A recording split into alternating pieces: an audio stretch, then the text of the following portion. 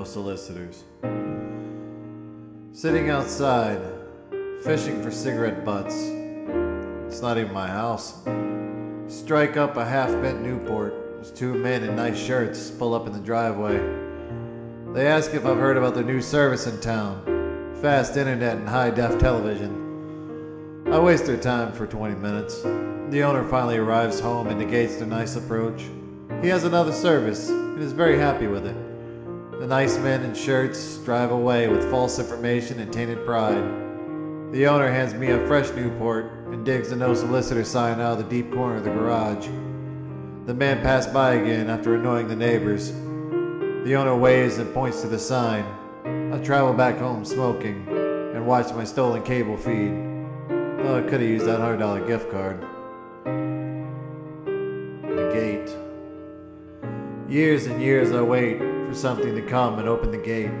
As I wait, something stirs. It was a flock of birds. They're sitting on the power line with their eyes and songs so sweet. When I listen, I get weak. I hear a rumble, a car goes by, and they don't stop to say hi. And all of a sudden, I hear a creak. The box I'm sitting on is getting weak. Years come and years go. My box breaks. I'm filled with woe. The birds come, I am older, and one sits on my shoulder. When it does, it starts to sing. In my ears, I hear a ring. For years and years, I can wait for a song to flow and open the gate. Then I have no sight. I see a flash of light. The gate is open. As I enter the gate, after all the years I had to wait, the light around me has an intense glow. My pace does not slow. A voice calls me to come here. I know that at last I am there. Campfire. The campfire burns, its soul glistening across the water. The night emery cold, the whispers of the wind taunt us. The quiet broken by breath, our hearts enveloped as one. The taunting lips adore me, and to them I have become devout. The stillness against our fluidity, capricious harmony beats within our life. The happy times have faded, the campfire now dim and smoldering. The memory of autumn lessened as the days and years drift past. The sign I see before me, the while worth all like diamonds in time. The end without itself, the campfire begins again. Why can't I love you? I'm a skeleton dying poetically, already deceased but denying the fact. The promise of her love beguiles me. Her lurid eyes betray my skeptic heart. Whispering her name in the dark does nothing to appear my nymph. Though defensive stances I take, the faint shudder of her heart makes me quake. Favorable desires abound my mind. Lanterns shattered, pieces of my love denied. Rigor mortis attained, eyes rotting, kept tortured, blind, and always wanting. Silk sheets. As the shadows of the night hold me, as I fall asleep in your arms, a glint in your eyes bedazzling, a breath of longing in the air. I feel your silk skin and bathe in your heat, a heartbeat out of sync, and a taste of something sweet. Coiled upon each other, we speak without words. Through the windows of our eyes, our souls' energies merge. As the shadows of the night hold me, as I fall asleep in your arms, serenity I have found beholding, my love, a whisper on a dream.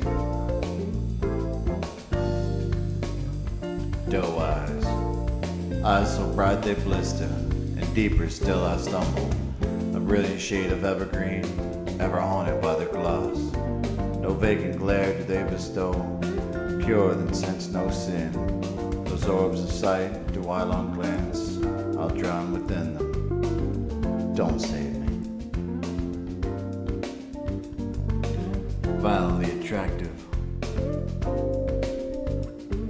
The violently attractive pummels me weak, constitution wild away. A heart strangled by the ever-corrupting vines, tangled by my feet. I sit in acid and await the return of the beast is to hate me. She punches my soul, caresses my pain, violently attractive lets me live out my pathetic world around the corner, behind the mold.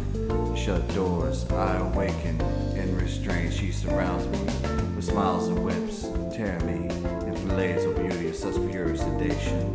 Let me meld inside you as we share in our purity and deprivation. We'll drown in each other and realize we do exist in this paradise of violently attractive tangibility. Poetry in emotion. Upon a bare bed, Sandy and I grind. Creaking wood and headboard dents in symphonic resonance with our organs. Bare walls, moonlight shine upon our bodies, glistening with lust. Tears in her eyes, lamp knocked over and cracked. In tune to my soundtrack, blaring from the stereo, we echo the night's wanting to have nails in his back. Ow, Sandy babe, that hurts.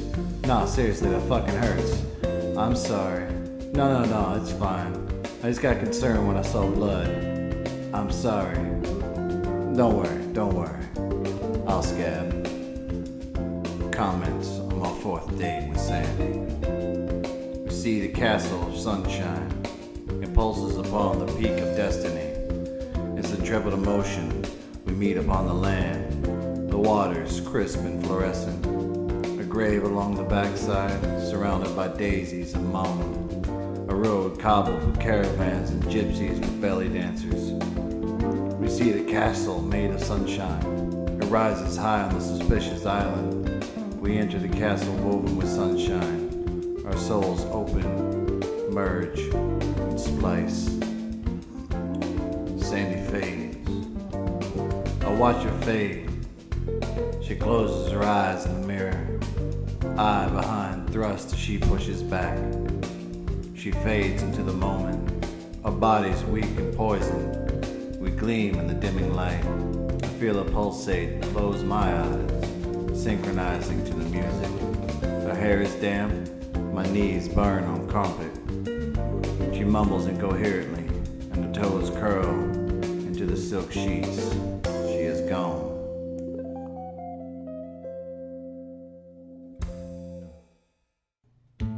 I'm still a vampire. Well, last I checked anyway. I still avoid the light. I still wear sunglasses indoors. I still brutally murder humans for sustenance and to get high. So yeah, I'm still a vampire. Sitting at Murphy's drinking a White Russian.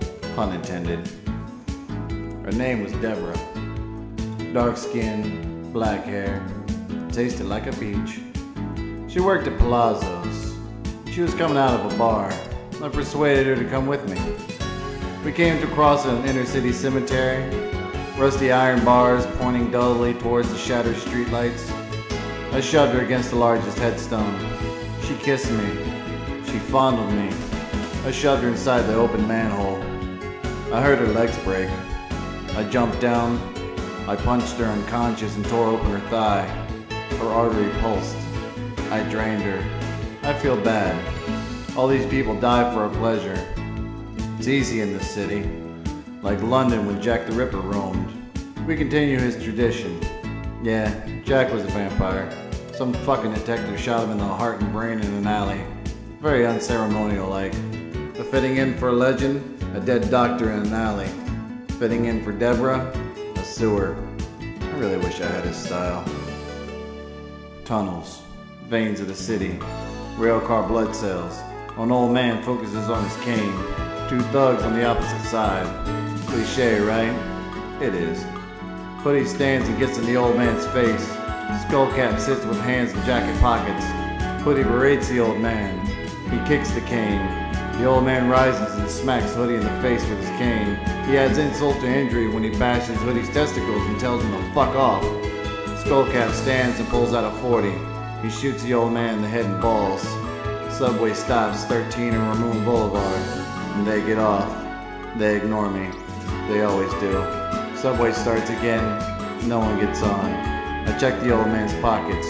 $42.16, a new condom. I tell him hello, I put the money in my pocket and I drain him. A few hours later, I'm on the subway again. A young woman sits clutching her purse. Hoodie stands up, sits next to the blonde. He puts his arm around her. Skullcap stands and puts his dick in her face. It slaps her lips. I cough loudly. They ask, "You got a problem, fuckface?" "Not a fucking one, pal." They're coming over. Her name is Nancy. Hoodie now has no use for a hood. That part got ran over by the train a few miles back. Skullcap has no penis anymore either. I ripped it off, choked him with it, and broke his neck. I coaxed Nancy out of the train and back to her house. She thanked me, kissed me on the cheek, and bolted the door. And thus continues whatever the fuck I was supposed to be doing instead of this. I sit in my apartment now, watching television. Flash forward, and I'm still watching it. Someone on the screen yells, "Your kind killed Jesus." Someone else begs for heroin. A cameraman, holding his camera while filming, pummels a celebrity. I laugh like hell and change the fucking channel. Sitting in my apartment, Brianne is naked and asleep next to me. It's 3 p.m. That's late for us. I finish to join the ashtray. I stare at her ass. Man, how odd our world must seem. We turn off the light and press our bodies together. Vampires are so warm.